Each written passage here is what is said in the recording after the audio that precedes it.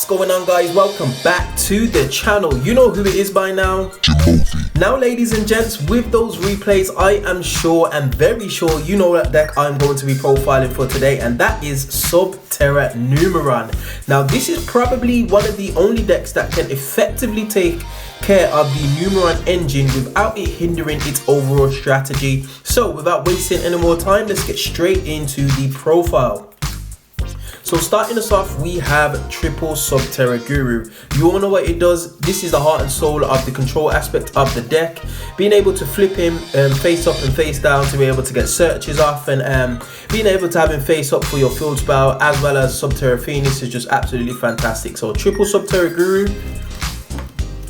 Next up, the walking Omni Negate, which is triple Subterror Fiendis. As long as you got a face-up Subterror monster, you can activate this card to negate any effects that your opponent activates, monster, spell, or trap, which is absolutely fantastic. And it can recur itself with Subterror Cave Clash.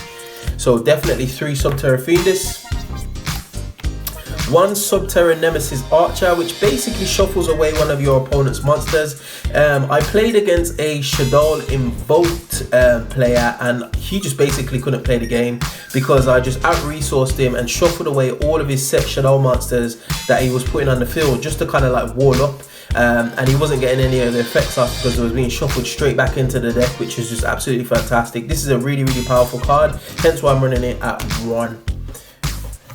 Next up, we have the Numeron portion of the deck, ladies and gents, which is triple Numeron Wall. This is just basically access to your field spell. Depending on your situation, you can activate this. It's also a battle fader, ladies and gents, so it can actually protect you in some instances, especially when you're trying to wait for some of your engine to get online. So definitely a 3 of in my opinion. Next, we got a few hand traps. We have double Ghost Ogre, double Ash Blossom, and double DD Crow. Now, ladies and gents, the DD Crow potentially can be taken out. You do need a Ghost Ogre mainly for your opponent, just in case your opponent decides to find themselves on any kind of Numeron engine themselves. So that definitely does help, as well as clearing threats off the field. The only reason I've gone with 2 Ash, it's once per turn. I don't want to see multiples in my hand, and this just mitigates that. DD Crow, again, that's an easy side out depending on your matchup. Sometimes it's a bit of a blowout on your matchup. It's entirely up to you what you can do with the hand traps, which is normally the case for most hand traps, ladies and gents. They are dependent on your preference. Next up, we are onto the spells. We are playing 1 Terraforming, 1 triple the Hidden City, as well as, let's get rid of those, double Numeron Network. Now, I was running this at 3, messing about with it at 3, ladies and gents, but I just didn't like it. I felt like it was a little bit bricky, and at times I would have rather have seen some other cards in my hand. And the same can be said about Numeron Calling, which is effectively the same thing as Numeron Network. Seeing this card in your hand without seeing a Numeron Network, it's basically a dead card in hand. And playing it at 3, I was seeing it too often without the Numeron Network, which meant that I was kind of just holding on to a card that had no use realistically. So being able to just have these at 2 is probably the correct ratio in my opinion, because you can access it obviously with Numeron Wall as well as Terraforming. If you're feeling like you're not seeing it enough, you can always throw in a Metaverse to be able to get into it quickly. Next, we are playing 1 Subterror Cave Clash. A lot of people sleep on this card. I quite like it, to be honest. It helps to keep your Subterror Guru as a quick effect by having a face-up Subterror card. And anytime your Subterror monsters do battle damage, you can recur one of your Subterror monsters from the graveyard straight to your hand. So if you've got this on field and you resolve Fiendis and then you resolve Final Battle and they attack into your Guru, you can obviously get your Fiendis back out the graveyard for the following turn, which is really powerful. So just the 1 Subterror Cave Clash. It also gives you a bit of attack boost, so every face down card that you control, your Subterror monsters actually get a 500 attack boost, which can be really clutch in some situations. Next, just for a bit of utility, triple Core by the Grave. You need those searches to go off, ladies and gents, whether it's your field spell, whether it's Terraforming, whether it's Guru, you need it to go off. Also, you can set this and play offensively. I tend to kind of like Core by the Grave most things, especially especially if anybody's playing a Borrowload Savage Dragon. When they target a Link monster, I can just banish that Link monster from the graveyard and turn Borrowload Savage Dragon off.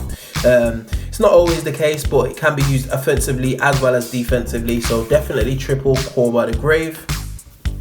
Next, onto the traps, and obviously we are playing triple Subterror Final Battle. You know what this card does, ladies and gents, not a once per turn.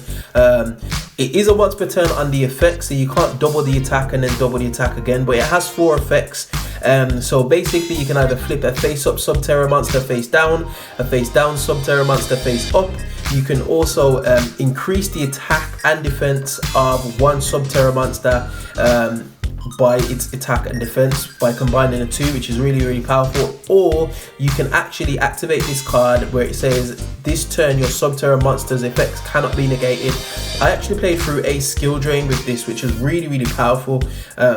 Definitely free of something that you potentially would search with Subterror through after you've got your Fiendess online. Next, for a bit of utility, we are running double Crackdown, snatch a monster, your opponent cries, especially when it's at the end of the big combo. So double Crackdown. You can up that to 3 if you want, ladies and gents, that's entirely up to you. Triple, there can only be 1. Obviously with Subterror and the Numeron engine, Subterror is not a machine and it's not a utopic Zexal, so definitely triple, there can only be 1. Can be a blowout against some matches, definitely a powerful card. Also running Summon Limit. This turns off combo decks like there is no tomorrow. I will leave a replay at the end of this video. Actually, when I was playing against a Madolche player, they got 2 monsters on field, a flip Summon Limit, and they was basically stuck, and they drew into cards and they couldn't at my infinitrack fotress megaclops. And it was just game, literally just game, just by flipping Summon Limit. Definitely a hard stop and a hard counter to some of those combo decks, providing that you time it right. Next, we have some of the Solemn Brigade. We have double Solemn Judgment, 1 Solemn Strike and 1 Solemn Warning. Not much needs to be said about those. Very powerful cards, can protect your utopic Zetzel, especially going first as well. This is a going first deck, by the way, ladies and gents, so you do want to get this card, get your deck set up first to be able to play the game effectively. You can go second with it, but it's way more effective going first. So yeah, for the Solemn Brigade. Next, ladies and gents, we are on to the extra deck, and we are running double Gate 1, double Gate 2, oops, these are sticking together, double Gate 3, scoot these over just so you guys can see, and obviously double Gate 4. Now this is your Numeron engine, ladies and gents. It does take up quite a lot. You can potentially play Part of Extravagance. However, I'm not playing Part of Extravagance in this build because I tend to just be able to just get through duels anyway. But your Numeron stuff, you know what it does. Summon out 4, you can go into megaclops, you can OTK, you can go into Zexal. I'm also running double number C1 Numeron Chaos Gates. Again, you can just do various things with this with these extra deck monsters, and also 1 infinitrack fotress megaclops. In fact, 2 actually. I don't know where my second copy of this is. It's probably in my Super Quanto deck, but definitely another infinitrack fotress megaclops.